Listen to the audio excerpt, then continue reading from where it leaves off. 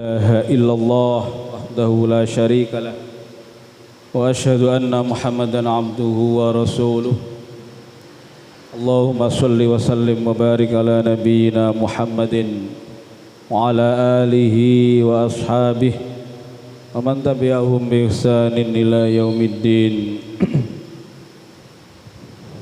Jamaah salat subuh yang dimuliakan Allah Subhanahu wa taala. Alhamdulillah, kita senantiasa memuji syukur kehadirat Allah Subhanahu wa taala yang dengan rahmat, hidayah dan taufiknya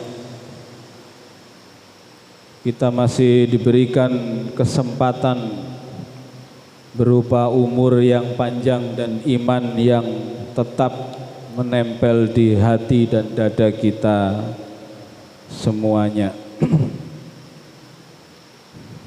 Jemaah sekalian,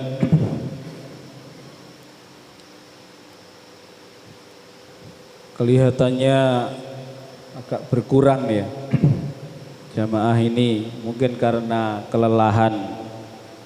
Tadi malam ada kajian Milad Muhammadiyah.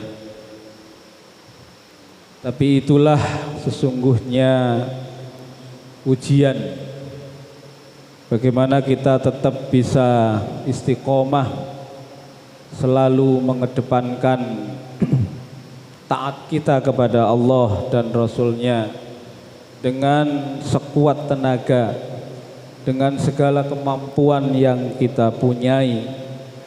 Walaupun mungkin dengan lelah ini Allah akan memberikan kelak sebuah kenikmatan yang mungkin pada saat fi yaumil akhir kita mendapatkan kesulitan, tetapi Allah dengan kesusahan dan kepayahan kita mengadakan pengajian Milad Muhammadiyah akan menjadikan jalan penerang yang bisa membantu kita, di mana pada saat itu tidak ada bantuan yang lain kecuali Allah yang akan memberi bantuan kepada kita. Jemaah sekalian, Allah berfirman, ya ayyuhalladzina amanu wal tandur nafsum ma qaddamat lighad wattaqullah innallaha khabirum bima ta'malun. Kita senantiasa diperintahkan oleh Allah Subhanahu wa taala untuk melihat, menghisap, menghitung amal-amal yang sudah kita lewati, yang sudah kita lalui, yang sudah kita kerjakan bahkan. Karena apa? Semata-mata terjadinya koreksi, terjadinya penghitungan, memilah dan memilih terhadap amal perbuatan kita yang kita lakukan, itu adalah sebuah konsep di dalam Islam untuk mendorong kita bagaimana senantiasa dan selalu memperbaiki dan menambah. Jadi Islam tidak pernah memberikan sebuah konsep atau sebuah aturan yang kemudian kita tidak bisa menatap masa depan, tidak bisa mensikapi amal perbuatan kita yang akan kita lakukan karena kita melihat amal perbuatan yang sudah kita lakukan. Oleh karenanya, seperti tadi malam, bahwa kita harus bisa melihat sejarah, bisa melihat kisah-kisah yang sudah banyak diberikan oleh Allah Subhanahu wa taala. Baik itu kisah yang jelas-jelas Allah mengazab kaum karena kemungkarannya, karena kekufurannya, karena kezalimannya, ataupun mungkin Allah mengabadikan sebuah kaum yang beriman yang istiqomah mempertahankan risalah tauhid, dan kita bisa menelaah, bisa mengambil iktibar bagaimana Allah Subhanahu wa taala menghancurkan kaum-kaum yang sudah ingkar dan kufur kepadanya. Bahkan kalau kita lihat sampai kemudian Allah tidak menyisakan sama sekali. Ini sebuah pelajaran, sebuah ibrah yang betul-betul harus kita lihat, baik secara ainul yakin ataupun dengan akal, fikiran dan fuad kita, hati kita, agar kita bisa kemudian mengambil manfaat yang terbaik untuk kemudian kita contoh mana yang dalam keadaan tetap diadakan, dilanggengkan oleh Allah karena keimanannya, karena ketauhidannya, karena akidahnya yang kuat mempertahankan risalah tauhid tadi itu, dan bagaimana kita bisa melihat kehancuran sebuah kaum karena kezaliman, karena kekafiran, karena keingkaran, bahkan karena kemusyrikannya kepada Allah Subhanahu wa taala. Jemaah sekalian, tadi Allah berfirman, ya ayyuhalladzina amanu wal tandur nafsum ma qaddamat lighad. Jadi melihat ke belakang itu adalah bekal untuk menatap masa depan, untuk maju, bagaimana kita menyikapi, melangkah pada saat-saat waktu yang kita akan hadapi. Itu berarti kita sesungguhnya tidak boleh, di dalam hadis yang sangat jelas, hari ini tidak boleh sama dengan hari yang kemarin. Tidak boleh apalagi berkurang dari hari yang sudah kita tinggalkan. Orang yang beruntung di hadapan Allah Subhanahu wa taala akan mendapatkan keberuntungan adalah orang yang harinya, hari esoknya, hari depannya, hari yang akan disonsong itu harus lebih baik, harus lebih betul-betul ditingkatkan amal perbuatan kita. Utamanya adalah amal-amal yang baik. Paling tidak kita sama itu saja masih dikatakan oleh Allah Subhanahu wa taala melalui sabda Rasulullah, kita masih dalam keadaan rugi. Apalagi hari kita yang akan kita hadapi, yang akan kita sosong itu kemudian berkurang dari hari yang kemarin, itu sebuah kehancuran. Jemaah sekalian, karena apa? Sekali lagi, melihat masa lalu, melihat hari yang sudah kita tinggalkan itu adalah untuk memotivasi kita berbuat yang terbaik, yang meningkat di masa-masa hari yang akan kita hadapi. Makanya dalam konsep tazkiyatun nufus, untuk menyucikan hati kita dalam arti membersihkan itu adalah zakayu zaki, itu termasuk adalah peningkatan, bukan hanya sekedar suci, bukan karena sekedar secara lahiriah kita bersih, tetapi makna zakayu zaki yang kita kenal dengan zakat itu adalah bahasanya, dari segi bahasa itu sudah menunjukkan peningkatan, baik dalam hal amaliyah badaniyah kita ataupun amaliyah maliyah kita, terutama yang disebut tadi itu adalah zakat.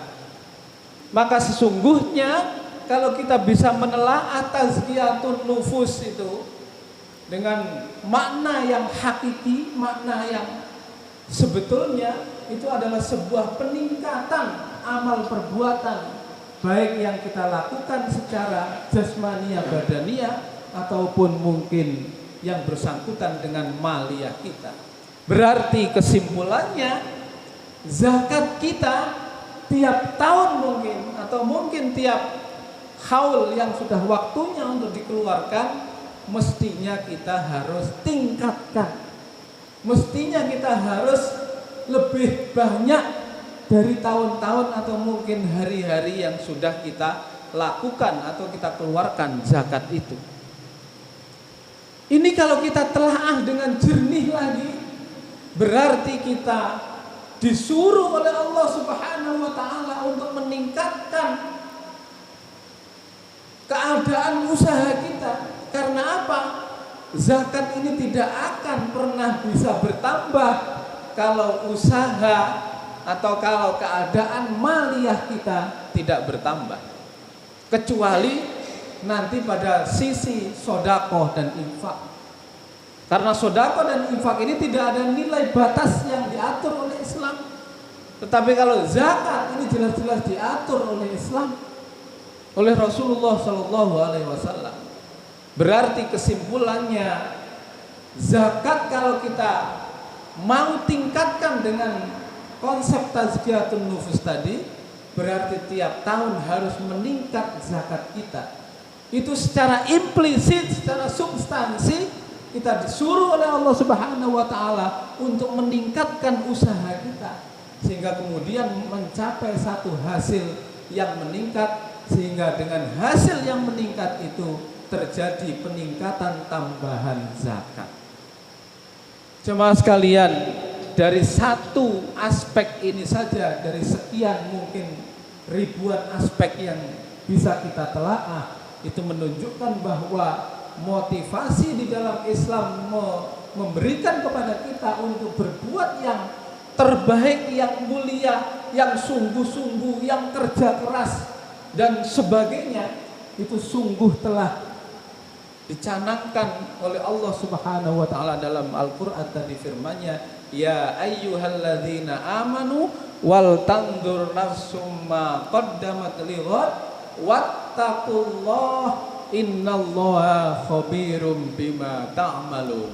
Pesannya wattaqullah, usaha peningkatan sebuah amal apa saja itu tidak boleh ditinggalkan dengan iman dan takwa.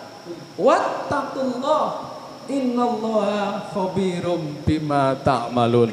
Karena semua itu amal yang kita lakukan, yang kita laksanakan, yang kita amalkan, itu pasti nanti kita dimintai pertanggungjawaban oleh Allah Subhanahu wa taala. Satu ketika Abu Bakar Siddiq, sahabat Rasulullah yang sangat dicintai, yang sangat mencintai Rasulullah, menangis sampai sejadi-jadinya karena melihat sebuah burung di atas pohon. Kemudian sahabat yang lain heran, kenapa ya Abu Bakar, sahabatku, Anda kok menangis sejadi-jadinya? Karena memang Abu Bakar ini orang yang sangat tidak bisa menahan tangisnya.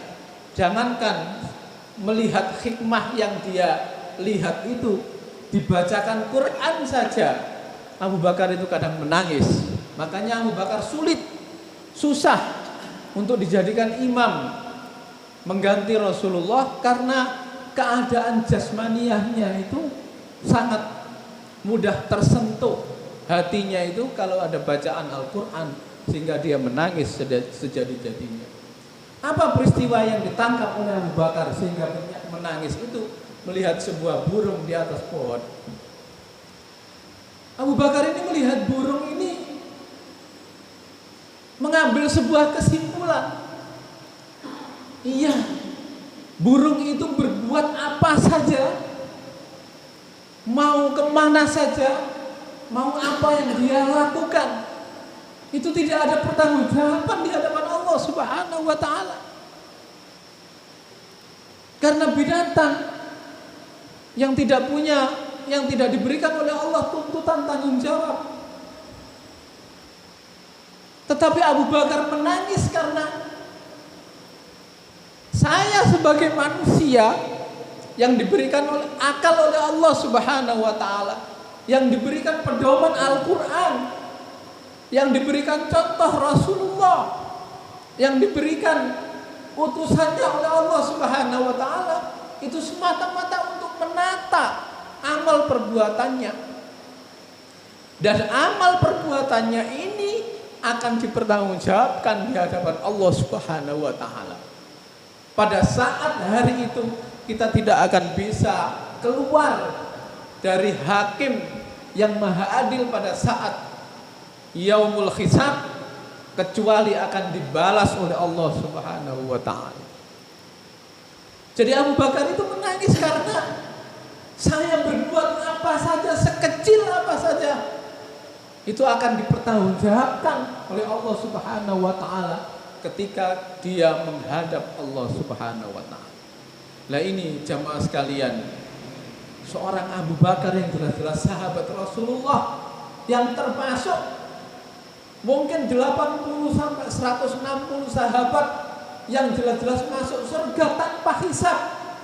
Ini saja itu masih menangis dengan sejadi-jadinya karena melihat sebuah hikmah terhadap seekor burung dengan perumpamaan amalnya.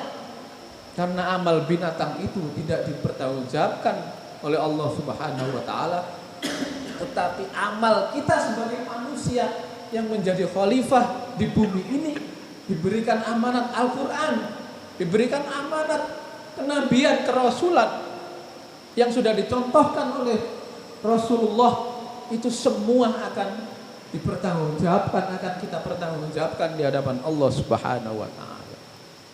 Jadi jemaah sekalian, itulah pentingnya kita kemudian tadi itu melihat masa lalu kita. Paling tidak kalau masa lalu kita itu penuh kemaksiatan, penuh kesalahan, penuh dosa, Allah menyediakan. Allah tidak menyuruh kita putus asa, enggak. Allah tidak menyuruh kita kemudian melarikan diri, tidak.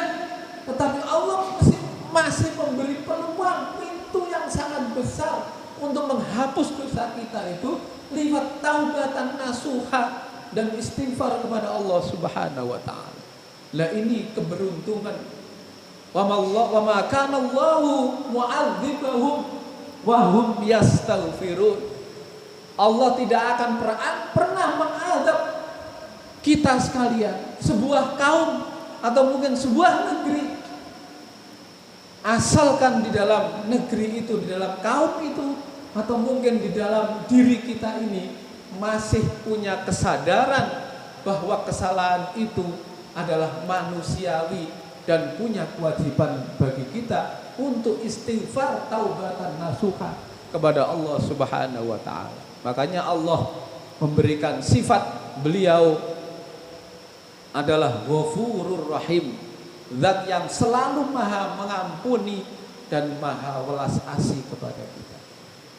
Jemaah sekalian, itulah mungkin yang dapat saya berikan pada pagi ini. Mudah-mudahan menjadi telaah kita bersama sehingga kita bisa mengambil manfaat yang sebaik-baiknya untuk kita amalkan, untuk kita lakukan, yang kemudian kita akan menjadi hamba-hamba Allah yang selalu beruntung, yang selalu diberikan ampunan oleh Allah Subhanahu wa taala.